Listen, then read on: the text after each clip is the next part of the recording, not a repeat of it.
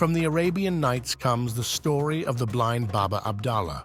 I was born, commander of the faithful in Baghdad, and was left an orphan while I was yet a very young man, for my parents died within a few days of each other. I had inherited from them a small fortune, which I worked hard night and day to increase, till at last I found myself the owner of 80 camels. These I hired out to traveling merchants, whom I frequently accompanied on their various journeys, and always returned with large profits. One day I was coming back from Balsora, whither I had taken a supply of goods intended for India, and halted at noon in a lonely place, which promised rich pasture for my camels.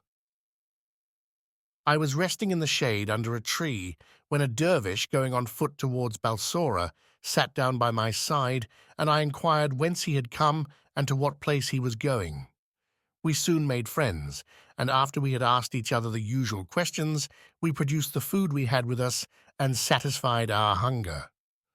While we were eating, the dervish happened to mention that in a spot only a little way off from where we were sitting, there was hidden a treasure so great that if my 80 camels were loaded till they could carry no more, the hiding place would seem as full as if it had never been touched. At this news, I became almost beside myself with joy and greed, and I flung my arms round the neck of the dervish, exclaiming, "Good dervish, I see plainly that the riches of this world are nothing to you. Therefore, of what use is the knowledge of this treasure to you? Alone and on foot, you could carry away a mere handful. But tell me where it is, and I will load my 80 camels with it, and give you one of them as a token of my gratitude." Certainly my offer does not sound very magnificent, but it was great to me, for at his words a wave of covetousness had swept over my heart, and I almost felt as if the 79 camels that were left were nothing in comparison. The dervish saw quite well what was passing in my mind, but he did not show what he thought of my proposal.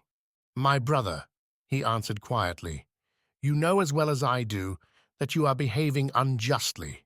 It was open to me to keep my secret and to reserve the treasure for myself, but the fact that I have told you of its existence shows that I had confidence in you and that I hoped to earn your gratitude forever by making your fortune as well as mine.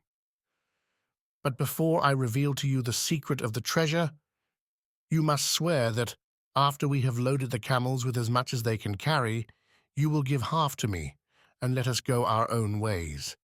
I think you will see that this is fair, for if you present me with 40 camels, I on my side will give you the means of buying 1,000 more."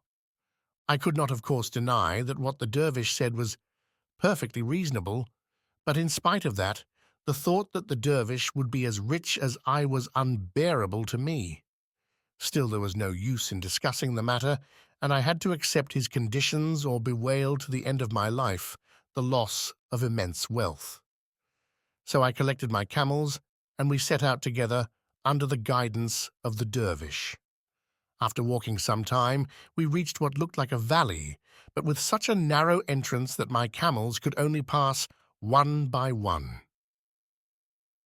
The little valley, or open space, was shut up by 2 mountains, whose sides were formed of straight cliffs, which no human being could climb.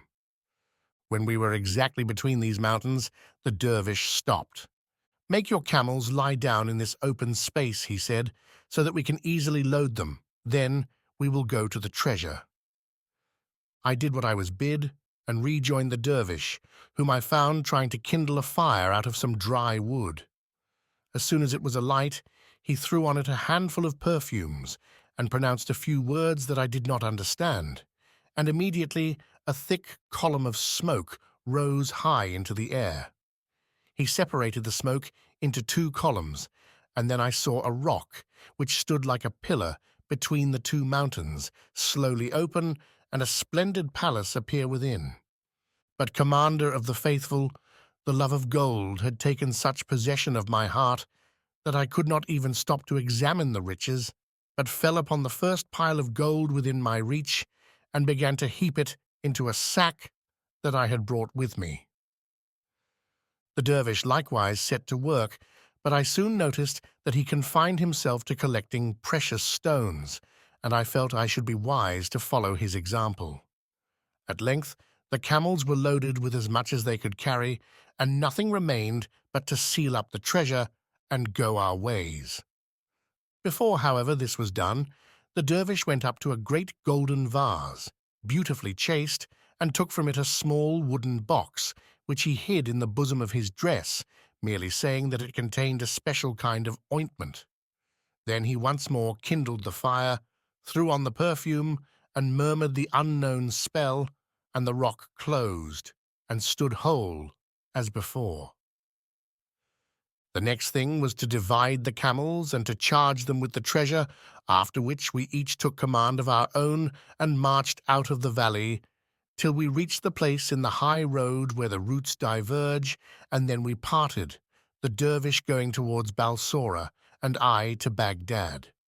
We embraced each other tenderly, and I poured out my gratitude for the honor he had done me in singling me out for this great wealth, and having said a hearty farewell, we turned our backs and hastened after our camels. I had hardly come up with mine when the demon of envy filled my soul. "What does a dervish want with riches like that?" I said to myself. "He alone has the secret of the treasure, and can always get as much as he wants," and I halted my camels by the roadside and ran back after him. I was a quick runner, and it did not take me very long to come up with him. "My brother," I exclaimed as soon as I could speak, almost at the moment of our leave-taking, a reflection occurred to me, which is perhaps new to you. "You are a dervish by profession, and live a very quiet life, only caring to do good and careless of the things of this world. You do not realize the burden that you lay upon yourself when you gather into your hands such great wealth, besides the fact that no one who is not accustomed to camels from his birth can ever manage the stubborn beasts. If you are wise, you will not encumber yourself with more than 30, and you will find those trouble enough." "You are right," replied the dervish, who understood me quite well, but did not wish to fight the matter. "I confess I had not thought about it. Choose any 10 you like and drive them before you." I selected 10 of the best camels, and we proceeded along the road to rejoin those I had left behind. I had got what I wanted, but I had found the dervish so easy to deal with that I rather regretted I had not asked for 10 more. I looked back. He had only gone a few paces, and I called after him. "My brother," I said, "I am unwilling to part from you without pointing out what I think you scarcely grasp, that large experience of camel driving is necessary to anybody who intends to keep together a troop of 30.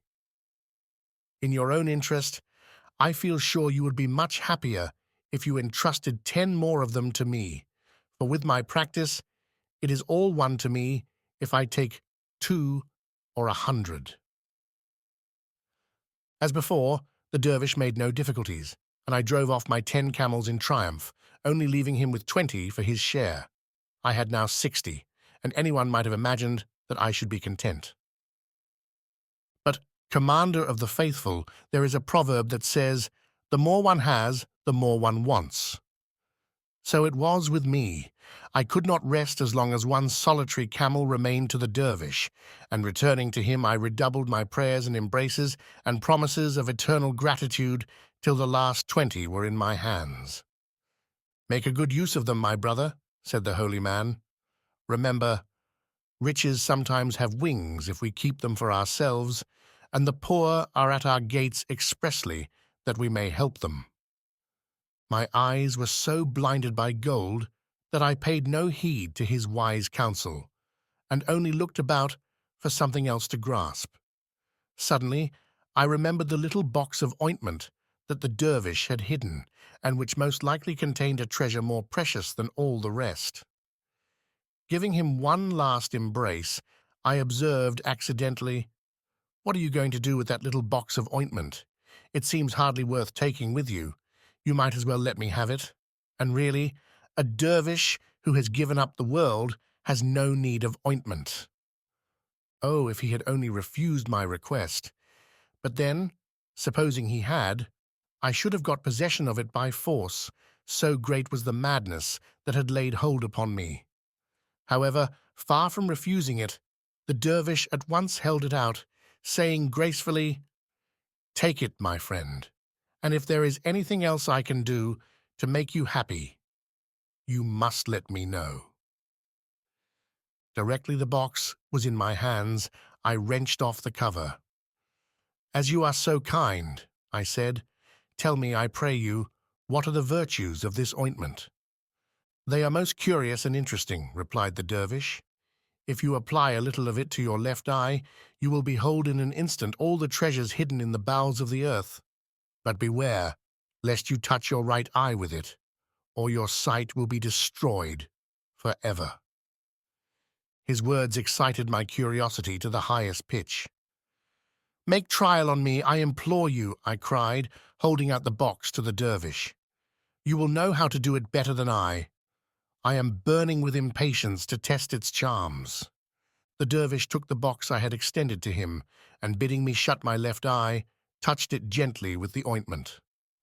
When I opened it again, I saw spread out, as it were before me, treasures of every kind and without number.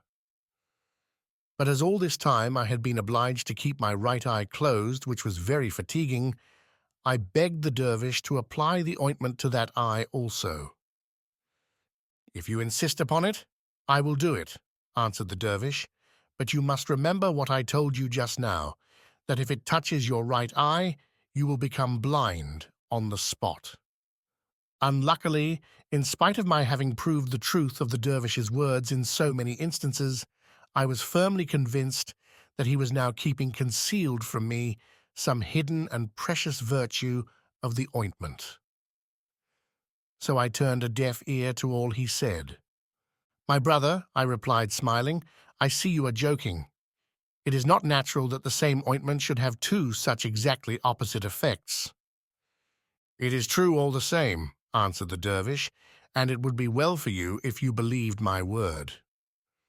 But I would not believe, and dazzled by the greed of avarice, I thought that if one eye could show me riches, the other might teach me how to get possession of them, and I continued to press the dervish to anoint my right eye, but this he resolutely declined to do. "After having conferred such benefits on you," said he, "I am loth indeed to work you such evil. Think what it is to be blind, and do not force me to do what you will repent as long as you live." It was of no use. "My brother," I said firmly, "pray say no more, but do what I ask. You have most generously responded to my wishes up to this time. Do not spoil my recollection of you for a thing of such little consequence. Let what will happen, I take it on my own head, and will never reproach you." "Since you are determined upon it," he answered with a sigh, "there is no use talking." And taking the ointment, he laid some on my right eye, which was tight shut. When I tried to open it, heavy clouds of darkness floated before me. I was as blind as you see me now. "Miserable dervish!" I shrieked. "So it is true after all. Into what a bottomless pit has my lust after gold plunged me! Ah, now that my eyes are closed, they are really opened.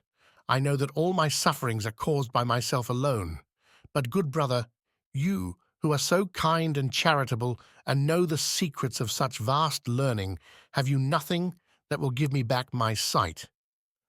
"Unhappy man," replied the dervish, "it is not my fault that this has befallen you, but it is a just chastisement. The blindness of your heart has wrought the blindness of your body. Yes, I have secrets that you have seen in the short time that we have known each other, but I have none that will give you back your sight. You have proved yourself unworthy of the riches that were given you. Now they have passed into my hands, whence they will flow into the hands of others less greedy and ungrateful than you." The dervish said no more, and left me, speechless with shame and confusion, and so wretched that I stood rooted to the spot, while he collected the 80 camels and proceeded on his way to Balsora. It was in vain that I entreated him not to leave me, but at least to take me within reach of the first passing caravan. He was deaf to my prayers and cries, and I should soon have been dead of hunger and misery if some merchants had not come along the track the following day and kindly brought me back to Baghdad. From a rich man I had in one moment become a beggar, and up to this time I have lived solely on the alms that have been bestowed on me. But in order to expiate the sin of avarice, which was my undoing, I oblige each passer-by to give me a blow. This, Commander of the Faithful, is my story." When the blind man had ended, the Caliph addressed him, "Baba Abdalla, truly your sin is great, but you have suffered enough. Henceforth repent in private, for I will see that enough money is given you day by day for all your wants." At these words, Baba Abdalla flung himself at the Caliph's feet and prayed that honor and happiness might be his portion forever.